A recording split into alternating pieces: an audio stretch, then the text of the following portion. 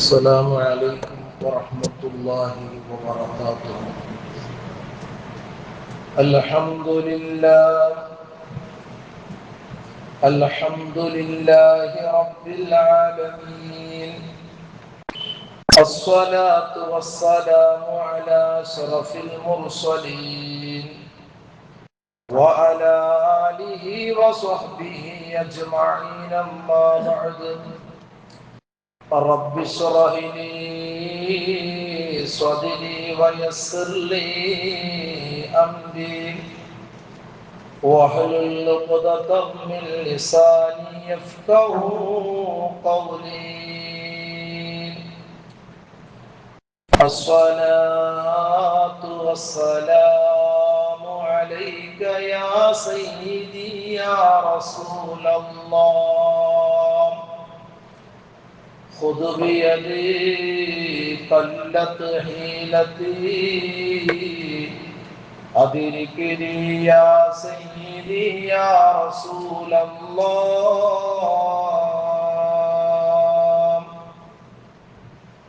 الصلاة والسلام عليك يا حبيب الله. يا ربي بالمصطفى بلغ مقاصدنا واغفر لنا ما مضى يا واسع الكرم. അല്ലാഹു സുബ്ഹാനഹു വ തആല പവിത്രമായ യൗമുൽ ജുമുഅയിൽ അല്ലാഹുവിന്റെ ഭവനത്തിൽ ഒരുമിച്ച് കൂട്ടിയതുപോലെ നാളെ സുഖലോക സ്വർഗ്ഗത്തിൽ അല്ലാഹു നമ്മേക്ക് ഒരുമിച്ച് കൂട്ടി അനുഗ്രഹിക്കുമാറാകട്ടെ. നമ്മിൽ നിന്ന് വിട പറഞ്ഞു പോയ മുഴുവൻ ആളുകൾക്കും അല്ലാഹു റബ്ബുൽ ഇസ്സത്ത് മഗ്ഫിറത്തും മർഹമത്തും നൽകി അനുഗ്രഹിക്കുമാറാകട്ടെ. ജീവിക്കുന്ന കാലത്തോളം പരിശുദ്ധമായ ദീനിന്റെ വിധിവിലക്കുകൾ അനുസരിച്ച് ജീവിക്കുന്ന സ്വാലിഹീങ്ങളിൽ അല്ലാഹു നമ്മെ ഉൾപ്പെടുത്തി അനുഗ്രഹിക്കുമാറാകട്ടെ.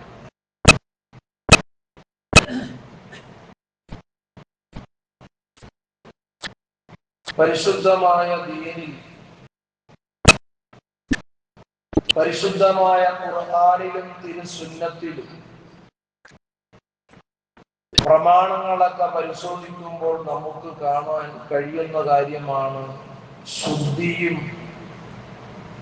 അതുപോലെ തന്നെ വൃത്തിയും. അതൊരു മനുഷ്യന്റെ ജീവിതത്തിന്റെ വലിയൊരു കാര്യമാണ്. അതുകൊണ്ട് തന്നെയാണ്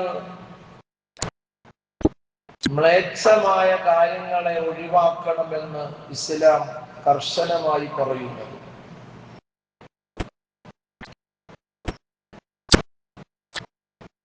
സത്യവിശ്വാസികളോടുള്ള കൽപ്പനയാണത്. ഒരു മുഅ്മിനായ മനുഷ്യൻ വിജയിക്കുവാനും അവന്റെ പാരത്രിക ജീവിതം സന്തോഷമാകാനും അതെല്ലാം അവന്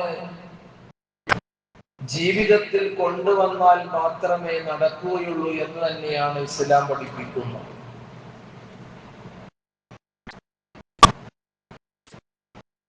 ഹബീബായ നബി സല്ലല്ലാഹു അലൈഹി വസല്ലമ തങ്ങൾ ഒരു ഹദീസിലൂടെ പഠിപ്പിക്കുന്നുണ്ട്.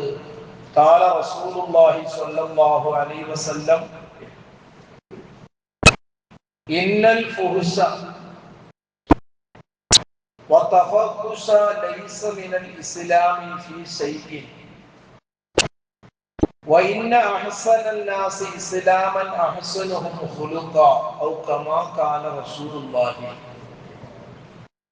ആദരവായ പ്രവാചകൻ സ്വല്ലല്ലാഹു അലൈഹി വസല്ലമ തങ്ങൾ പറയുകയാണ്,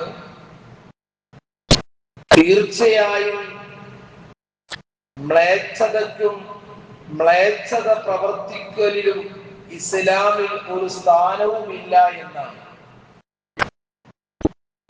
ജനങ്ങളിൽ വെച്ച് ഏറ്റവും നല്ല ഇസ്ലാമുള്ളവൻ ഏറ്റവും നല്ല സ്വഭാവമുള്ളവനാണ് എന്ന് ഹബീബായ നബി സല്ലല്ലാഹു അലൈഹി വസല്ലമ തങ്ങൾ ഹദീസിലൂടെ നമ്മെ പഠിപ്പിക്കുകയാണ്. അപ്പോൾ ഈ ഹദീസിൽ നിന്ന് നാം മനസ്സിലാക്കേണ്ടത്,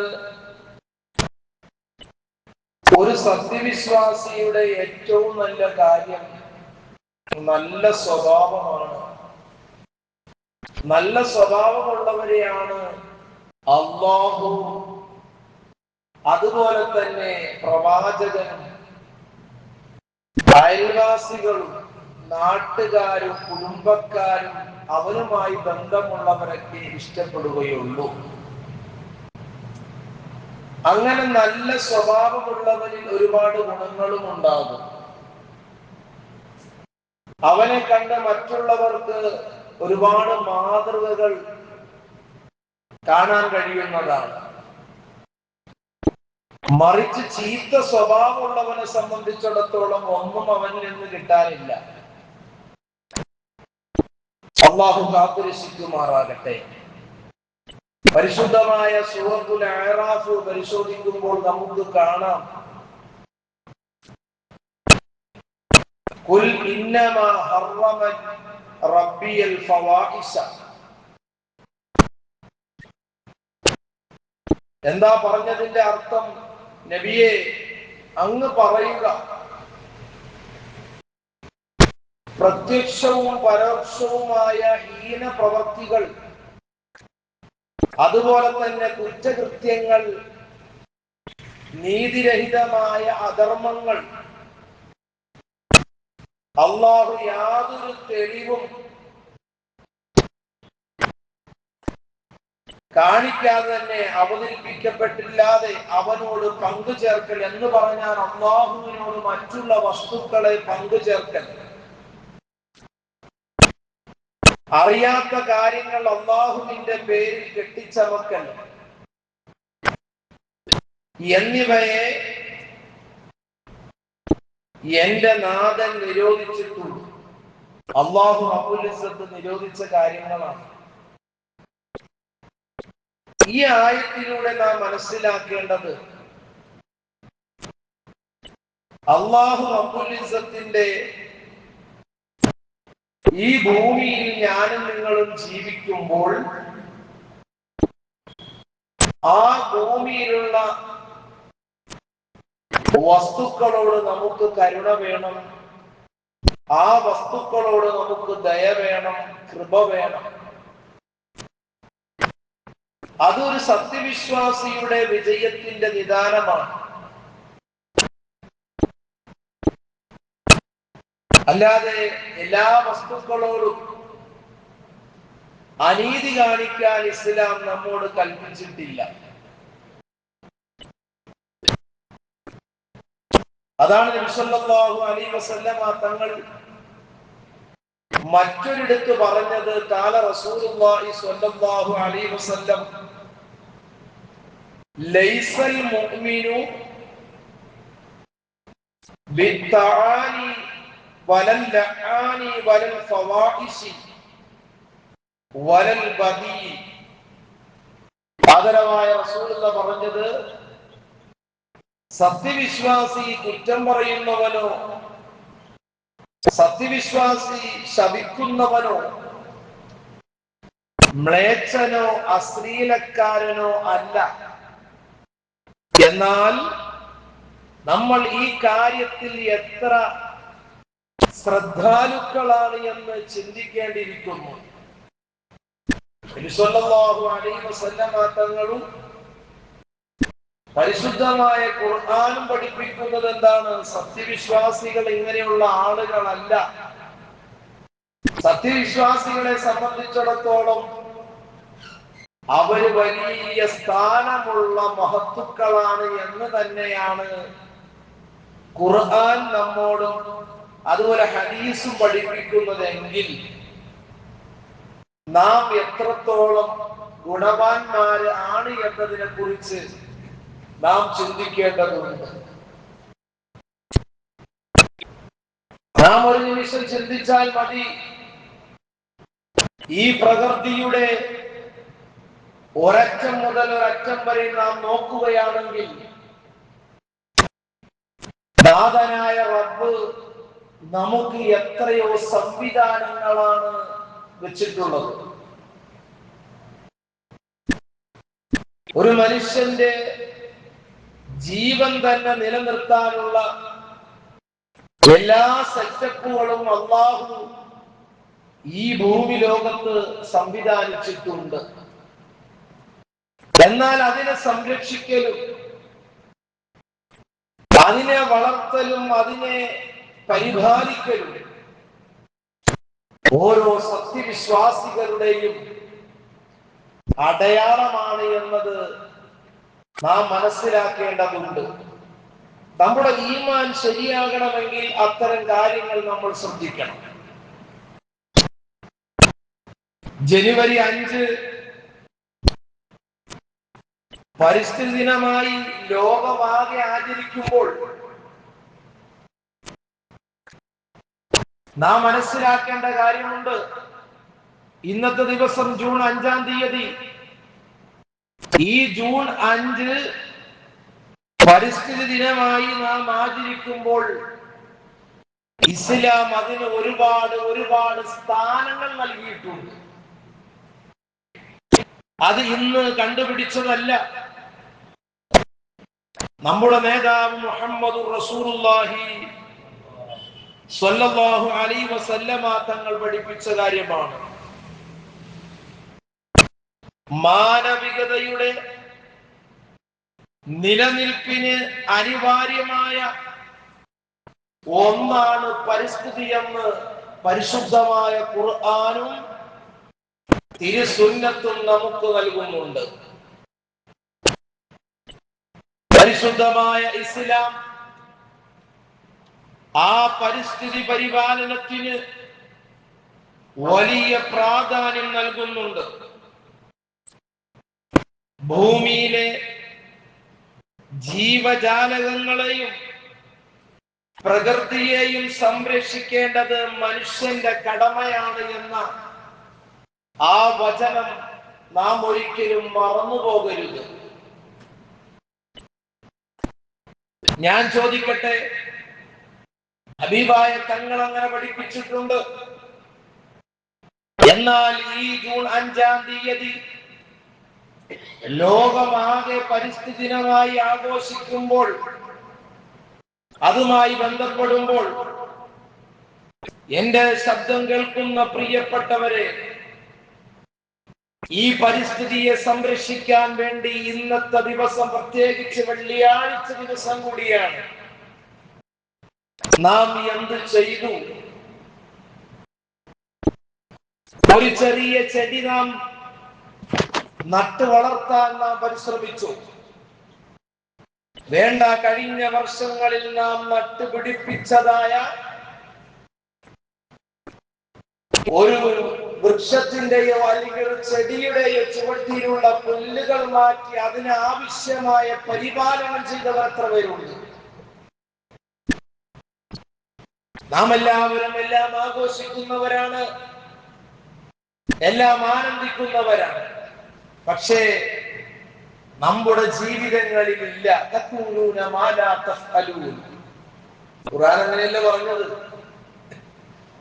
ചെയ്യാത്തതും തന്നെ പറയേണ്ട കാര്യമില്ല. പക്ഷേ നമ്മൾ വാചാലതയോടുകൂടി കാര്യങ്ങൾ പറയും. വീടിന്റെ മുറ്റത്ത് അല്ലെങ്കിൽ നമുക്കുള്ള ചെറിയ സ്ഥലങ്ങളിൽ പ്രകൃതിയെ സംരക്ഷിക്കുക. വാട്സപ്പിലാണെങ്കിലും ഫേസ്ബുക്കിലാണെങ്കിലും അങ്ങനെയുള്ളതിലൊക്കെ നമ്മൾ കമന്റ് എഴുതാനും അതുമായി ബന്ധപ്പെടാനൊക്കെ നമുക്ക് വലിയ ഇൻട്രസ്റ്റ് ആണ്. പക്ഷെ നമ്മുടെ ജീവിതത്തിലേക്ക് 1400 വർഷങ്ങൾക്ക് മുമ്പ് നമ്മുടെ നേതാവ് ഹബീബായ മുഹമ്മദ് റസൂലുള്ളാഹി തങ്ങൾ പഠിപ്പിച്ചു, ഭൂമിയിലെ ജീവജാലങ്ങളെയും ആ പ്രകൃതിയെയും സംരക്ഷിക്കേണ്ടത് മനുഷ്യന്റെ കടമയാണ് എന്ന് മുത്തുനബി സ്വല്ലല്ലാഹു അലൈഹി വസല്ലമ തങ്ങൾ പഠിപ്പിച്ചെങ്കിൽ നാം എന്ത് ചെയ്തു? നമുക്കും വേണ്ടേ കൂലി?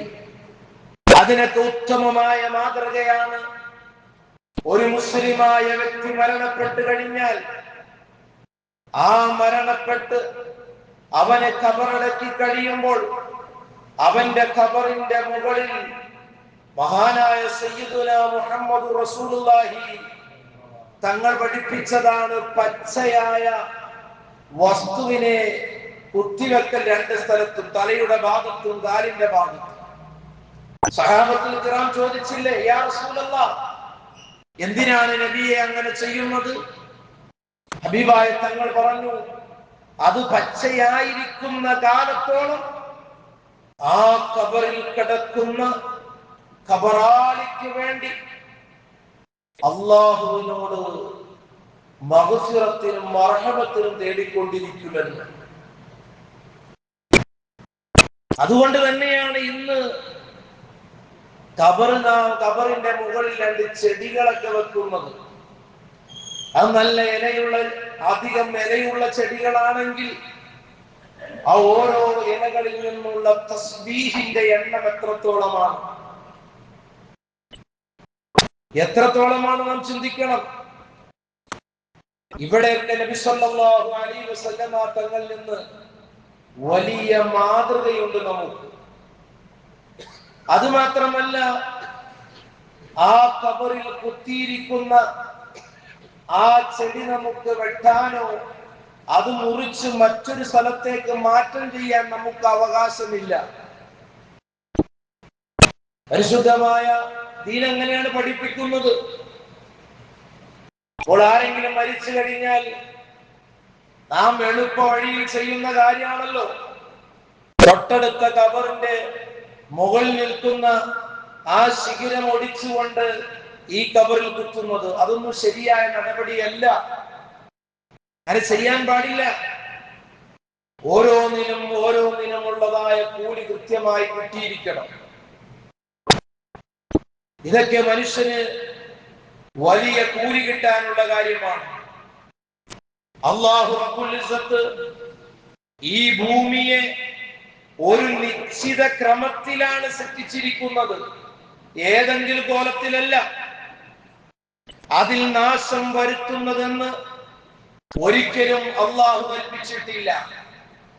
ഭൂമിയിൽ ഒരിക്കലും നാശമുണ്ടാക്കാൻ പാടില്ല. അല്ലാഹുവിന്റെ കൽപ്പനയാണ്. ഭൂമിയിൽ നന്മ വരുത്തിയതിനു ശേഷം നിങ്ങൾ അവിടെ നാശമുണ്ടാക്കരുത് എന്ന് പരിശുദ്ധമായ ഖുർആനിന്റെ പ്രഖ്യാപനമാണ്. ഒരിക്കലും ഭൂമിയിൽ നാശമുണ്ടാക്കാൻ പാടില്ല. കുഴപ്പങ്ങൾ ഉണ്ടാക്കാനുള്ളതല്ല ഭൂമി എന്നുള്ളത്. ഭൂമി മനുഷ്യന് സന്തോഷങ്ങൾ പങ്കിടാനുള്ളതാണ്. മനുഷ്യന്റെ ജീവന്റെ നിലനിൽപ്പിനുള്ള ആഹാര വസ്തുക്കളെ ഉൽപ്പാദിപ്പിക്കാനുള്ളതാണ് ഭൂമി. ഭൂമിയെ ഒരിക്കലും നാം നിസ്സാരപ്പെടുത്താൻ പാടില്ല. പരിശുദ്ധമായ ഖുർആൻ പറഞ്ഞില്ല, വലാ തംശി ഫിൽ അർളി മർഹാ, ഭൂമിയിൽ നീ അഹങ്കരിച്ച് നടക്കാൻ പാടില്ല എന്നല്ലേ. ഭൂമിയിൽ അഹങ്കരിച്ച്, ഭൂമി അറിയാത്ത രീതിയിലാണ് നമ്മുടെയൊക്കെ നടപ്പും നമ്മുടെയൊക്കെ ആ ഒരു പെരുമാറ്റവും കാണുമ്പോൾ എല്ലാം തികഞ്ഞ രീതിയാണ് നമ്മുടേത്. ഖുർആൻ പറഞ്ഞെന്താ? അഹങ്കാരത്തോടെ, ധിക്കാരത്തോടെ അങ്ങനെ നീ ഭൂമിയിലൂടെ നടന്നു പോകരുത്. വളരെ സൗമ്യമായ രീതിയിൽ, മാന്യമായ രീതിയിൽ. ഒരു പൂച്ച അതിന്റെ ഇരയെ കാണുമ്പോൾ ആ പൂച്ച എത്രത്തോളം ശ്രദ്ധിച്ചാണ്, ആ പൂച്ച എത്രത്തോളം ആ ഇരയോടുള്ള അതിനെ കിട്ടണമെന്നുള്ള ആഗ്രഹത്തോടുകൂടി അതിന്റെ ചവിട്ടടി പോലും ആ ഇര അറിയാത്ത രീതിയിലല്ലേ ആ പൂച്ച നടക്കൂ, നമ്മൾ കാണാറില്ലേ? എന്നാൽ അതിനേക്കാൾ അപ്പുറമായി ഞാനും നിങ്ങളും ഭൂമിയെ ബഹുമാനിച്ചിരിക്കണം. മിൻഹാ ഖലഖനാകും വഫീഹാ നുഈദുകും വമിൻഹാ എന്നുള്ള പരിശുദ്ധമായ വചനം. ഭൂമിയിൽ നിന്നല്ലേ നമ്മെ പുറപ്പെടുപ്പിക്കുന്നത്, ആ ഭൂമിയിലേക്ക് തന്നെയാണ് നമ്മളെ മടക്കപ്പെടുന്നത്. ആ ഭൂമിയിൽ നിന്നാണ് നമ്മൾ സൃഷ്ടിക്കപ്പെടുന്നത്. മണ്ണുകൊണ്ടാണല്ലോ. നമ്മുടെ ആദ്യ പിതാവ് ആദം നബി അലൈഹിസ്സലാത്തു വസ്സലാം സൃഷ്ടിച്ചത് തന്നെ അല്ലാഹു റബ്ബുൽ ഇസ്സത്ത് മണ്ണിൽ നിന്നല്ലേ. അതുകൊണ്ട് തന്നെ ഭൂമിയിൽ നന്മ വരുത്തിയതിനു ശേഷം നിങ്ങൾ അവിടെ നാശമുണ്ടാക്കരുത്. ഇന്ന് ലോകത്ത് പല രീതിയിലുള്ള പ്രയാസങ്ങളും വിഷമങ്ങളും ഇന്ന് നമ്മളൊക്കെ നേരിട്ടുകൊണ്ടിരിക്കുകയാണ്. അതിന്റെയൊക്കെ കാരണം എന്താ? ബിമാ കസബത് ഐദിന്നാസ്. ഖുർആൻ പറയുന്നത് ജനങ്ങളുടെ കരങ്ങളുടെ പ്രവർത്തന ദൂഷ്യഫലമാണ് ഇന്ന് ഞാനും നിങ്ങളും അനുഭവിച്ചു കൊണ്ടിരിക്കുന്നത്. നാം വേദനിച്ചു കൊണ്ടിരിക്കുന്നത്. ചെയ്യരുത് എന്ന് പറയുന്ന കാര്യങ്ങൾ നാം ചെയ്യും. ചെയ്യുക എന്ന് പറഞ്ഞാൽ നാം തീർച്ചയായും ചെയ്യും. അങ്ങനെയാണ് നമ്മുടെ സ്വഭാവം. ഈ കഴിഞ്ഞ ബുധനാഴ്ച മിനിയാന്ന് മഗ്‌രിബ് കഴിഞ്ഞപ്പോൾ ശക്തമായ മഴയുണ്ടായി. ആ ശക്തമായ മഴയുടെ പേരിൽ പള്ളിയിലേക്ക് ജമാഅത്തിന് പോലും ആളുകൾ എത്തിയില്ല എന്നതാണ് യാഥാർത്ഥ്യം. നമ്മുടെയൊക്കെ ഒരവസ്ഥകളാണ് ഞാൻ പറഞ്ഞു വരുന്നത്. പറയുമ്പോൾ ഞാൻ വലിയ ഹാജിയാണ്, ഞാൻ വലിയ തറവാട്ടുകാരനാണ്. എല്ലാ സംവിധാനങ്ങളും ഇന്ന് അള്ളാഹു നമുക്ക് നൽകിയിട്ടുണ്ട്. ഈ കാലഘട്ടങ്ങളിൽ ഒരു ജമാഅത്തിന് ആളുകളെ കാത്തിരിക്കുക എന്ന് പറഞ്ഞാൽ അത് ചിന്തിക്കാൻ പോലും പറ്റാത്ത കാര്യങ്ങളാണ്.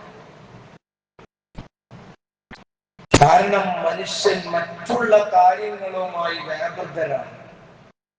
അങ്ങാടികളിലും കടകളിലും അതുപോലെ തന്നെ ക്ലബുകളിലൊക്കെ നാം നിറസാന്നിധ്യമാണ്. പള്ളികളിൽ നാം ഒഴിവാണ്.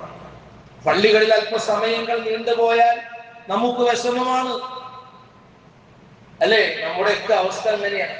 അത് നമ്മുടെയൊക്കെ ഈമാന്റെ ആ വളരെ ബലക്ഷയമാണ്. അല്പസമയം അല്ലാഹുവിന്റെ പള്ളിയിൽ വന്നുകൊണ്ട് ഇത്തിഖാഫിന്റെ നിയ്യത്ത് വെച്ചുകൊണ്ട് എന്റെ റബ്ബനിക്ക് തന്ന ഔദാര്യമാണിത്.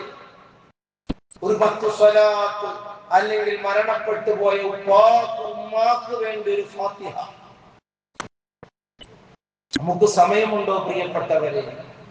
അതാണ് ഖുർആൻ പറഞ്ഞത്, ഭൂമിയിൽ നന്മ വരുത്തിയതിനു ശേഷം നിങ്ങൾ അവിടെ നാശമുണ്ടാക്കരുത്. അങ്ങനെ ഉണ്ടാക്കിയാൽ അത് ഖിയാമത്ത് നാൾ വരെ നിങ്ങൾക്ക് നാശത്തിന്റെ വലിയ അടയാളമാണ് എന്ന് പരിശുദ്ധമായ ഖുർആൻ നമ്മെ പഠിപ്പിക്കുകയാണ്.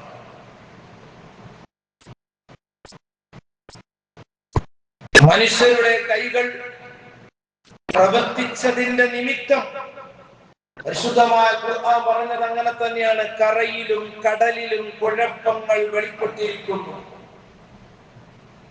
കരയിലും കടലിലും നാം കഴിക്കുന്ന മത്സ്യമുണ്ടല്ലോ, ശരിക്കും വിശ്വസിച്ച് കഴിക്കാൻ പറ്റാത്ത രീതിയിലായി മാറിക്കൊണ്ടിരിക്കുകയാണ്. പ്രകൃതിയെ സംരക്ഷിക്കലും അതിനെ ശുശ്രൂഷിക്കലും നമ്മുടെ കടമയാണ്, ബാധ്യതയാണ്. പക്ഷേ നമ്മുടെ മാലിന്യങ്ങളെ തള്ളപ്പെടുന്നത് എവിടെയാണ്?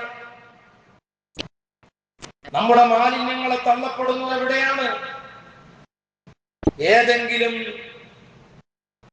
ജലങ്ങൾ ഒഴുകുന്ന ഭാഗത്തിലേക്കാണ്. അവിടെ നിന്നുണ്ടാകുന്ന മത്സ്യങ്ങൾ ഏത് തരത്തിലാണ്? ചിന്തിച്ചു നോക്കൂ നമ്മുടെ ബുദ്ധി കൊണ്ട്.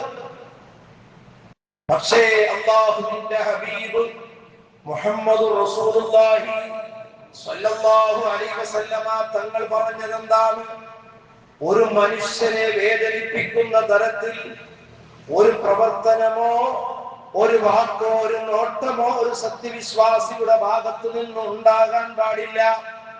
അങ്ങനെ ഉണ്ടായാൽ അവന്റെ ഈമാനികമായ ആ പവർ കുറഞ്ഞ് ആഖിബത്ത് മോശമായി പോകുമെന്ന് തന്നെയാണ് ചരിത്രങ്ങൾ പരിശോധിക്കുമ്പോൾ നമുക്ക് കാണാം. അതുകൊണ്ട് തന്നെ നാം പരിസ്ഥിതിയെ അതിനെ സംരക്ഷിക്കണം, നമ്മുടെ ബാധ്യതയാണ്. മനുഷ്യൻ ഭൂമിയുടെ ഖലീഫയാണ്. പരിശുദ്ധമായ ഖുർആൻ ഹദീസ് പഠിപ്പിക്കുകയാണ്, ഈ ഭൂമിയുടെ ഖലീഫമാരാണ് നമ്മൾ. അല്ലാഹ് പറഞ്ഞില്ലേ, ഞാൻ ഭൂമിയിൽ ഒരു പ്രതിനിധിയെ നിയമിക്കുകയാണ്, ഭൂമിയെ സംരക്ഷിക്കുകയും വികസിപ്പിക്കുകയും ചെയ്യുക എന്നത് മനുഷ്യന്റെ ദൗത്യമാണ് എന്ന് പരിശുദ്ധമായ ഖുർആൻ. ഈ ഭൂമിയെ വികസിപ്പിക്കുകയും സംരക്ഷിക്കുകയും ചെയ്യുക എന്നത് എന്റെയും നിങ്ങളുടെയും ദൗത്യമാണ്. മിതത്വം പാലിക്കണം. ജലം, വൈദ്യുതി, ഭക്ഷണം എന്നിവ പാഴാക്കി കളയാൻ പാടില്ല. ഇസ്ലാമിക അധ്യാപനങ്ങൾക്ക് അത് വിരുദ്ധമാണ് എന്ന് പരിശുദ്ധമായ ദീൻ പഠിപ്പിക്കുകയാണ്. ഇവിടെയൊക്കെയാണ് നമ്മൾ പരിസ്ഥിതിയെ നമ്മൾ ബഹുമാനിക്കേണ്ടത്. നമ്മുടെ ഭക്ഷണത്തിന്റെ വേസ്റ്റുകൾ ഏതെങ്കിലും ഒഴിഞ്ഞു കിടക്കുന്ന ഒരു പറമ്പുണ്ടോ, ആ പറമ്പുകാരന്റെ അനുവാദം നമുക്ക് വേണ്ട. അവിടെ കൊണ്ടുപോയി നമ്മൾ നിക്ഷേപിക്കുകയാണ്. അത് കുപ്പി പൊട്ടിയതായിക്കോട്ടെ, വീട്ടിലെ കുട്ടിയുടെ സ്നെഗ്ഗി ആയിക്കോട്ടെ, ഏതാണെങ്കിലും നമ്മുടെ പറമ്പിൽ നിന്ന് പോകണം. അവന് എന്തായാലും കുഴപ്പമില്ല എന്നുള്ള ഒരു ചിന്താഗതിയായി മാറി മനുഷ്യൻ മലീനസമാകുമ്പോൾ മനുഷ്യന് അല്ലാഹു പല രീതിയിലുള്ള പരീക്ഷണങ്ങളെ കൊണ്ട് പരീക്ഷിക്കും. അതുകൊണ്ട് തന്നെ പ്രിയപ്പെട്ടവരെ, പരിസ്ഥിതിയെ സംരക്ഷിക്കൽ അത് മനുഷ്യന്റെ ബാധ്യതയാണ്. മനുഷ്യൻ ആ കടമ നിർവഹിച്ചു കഴിഞ്ഞാൽ ഇവിടെ വളരുന്ന മൃഗങ്ങൾ, സസ്യങ്ങൾ, ജന്തുക്കൾ, മത്സ്യങ്ങൾ എന്ന് വേണ്ട ഭൂമി ലോകത്ത് എന്തൊക്കെയുണ്ടോ അതിന് പൂർണ്ണമായ സംരക്ഷണം കിട്ടുക തന്നെ ചെയ്യുമെന്നാണ് പരിശുദ്ധമായ ദീൻ പഠിപ്പിക്കുന്നത്. അതുകൊണ്ട് തന്നെ നാം അതിനെക്കുറിച്ച് മനസ്സിലാക്കുകയും അത് മറ്റുള്ളവരിലേക്ക് ബോധവൽക്കരണം നടത്തുകയും ചെയ്യണമെന്ന് മാത്രം ഈ സമയത്ത് ഉണർത്തുന്നു. അല്ലാഹു നല്ലത് മനസ്സിലാക്കാൻ അല്ലാഹു നമുക്കൊക്കെ തൗഫീഖ് നൽകി അനുഗ്രഹിക്കുമാറാകട്ടെ. നമ്മുടെ ജീവിതങ്ങളിൽ ധാരാളം നന്മകളെ കൊണ്ട് അല്ലാഹു ഇബാദത്തുകൾ ചെയ്യാൻ നമുക്കൊക്കെ തൗഫീഖും ആഫിയത്തും നൽകി അനുഗ്രഹിക്കുമാറാകട്ടെ. ആമീൻ റഹ്മതിക യാ അർഹമർ റഹീമീൻ. വൽഹംദുലില്ലാഹി